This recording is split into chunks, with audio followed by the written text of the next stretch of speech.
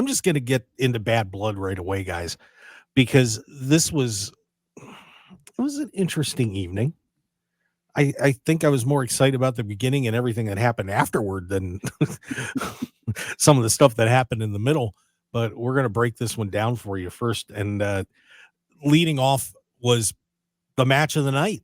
I have a feeling you guys are going to agree with me on that. I've had CM Punk, Drew McIntyre, Hell in a Cell. Poor Drew McIntyre.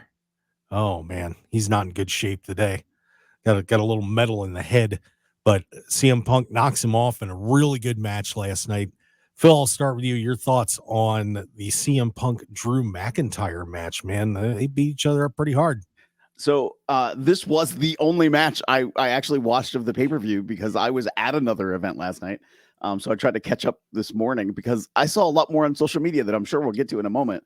But this, I really liked the match. I was shocked that it was the opening match of the evening. I sort of, in a weird way, do understand structurally why they did it, and get you super engaged, gets you like, oh my gosh, this is how they're kicking things off. Things are going to go insane tonight, and it met that level. They are certainly also working up. It took so much out of everybody involved in this matchup. They had to take or get Punk medical assistance after the match. So, I'm curious. Then what happens next? That is a very good question. Stu, your thoughts on this one? It was a wild one last night. A lot of good weaponry, nothing too crazy, but Drew McIntyre walks out with 16 staples in his head after getting hit with a toolbox. Ouch. Big bag of beads. Bag of beads. And it lasted like half an hour. Yeah. I was thinking, what the hell? Tony Khan take over Bad Blood or something?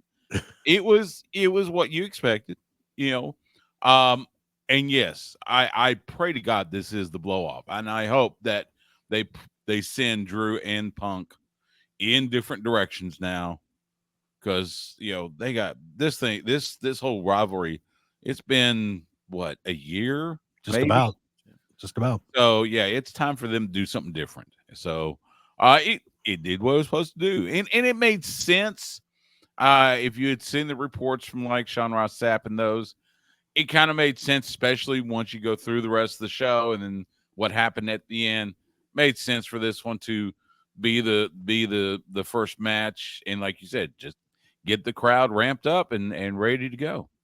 Yeah, and plus you got to clean the ring too and get that extra mat out of there. It was a messy one last night, but still pretty good. Jason, your thoughts on this feud ending? And, what were you thinking after you saw the result on this one? Well, first off, I'm thinking that I'm glad it's finally over because they have, they've beaten this one to the ground with these two guys already. Glad it finally has a conclusion. At least hopefully it has a conclusion. You see where Punk is going after this. Punk is going to be heading towards the top. But the question that I have is, where are they going with Drew McIntyre after this now? I mean, he's gotten put over. Is he dropping down to a second tier? I mean, where do you go with him after this? Yeah, that's going to be a tricky decision for WWE. Hi, pro wrestling fans. Mark Hoke here. I'd really appreciate it if you would take a moment to join the Mark Hoke Show family, and please click on the subscribe button below.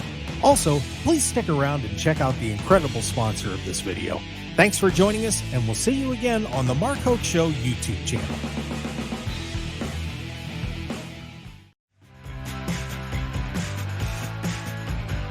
Hey there, adventure seeker. Ready to unlock incredible hotel deals? Get a free membership and save up to 50%. Stay grand. Spend less. The simplest site. The best unpublished hotel deals. TheTravelShark.com.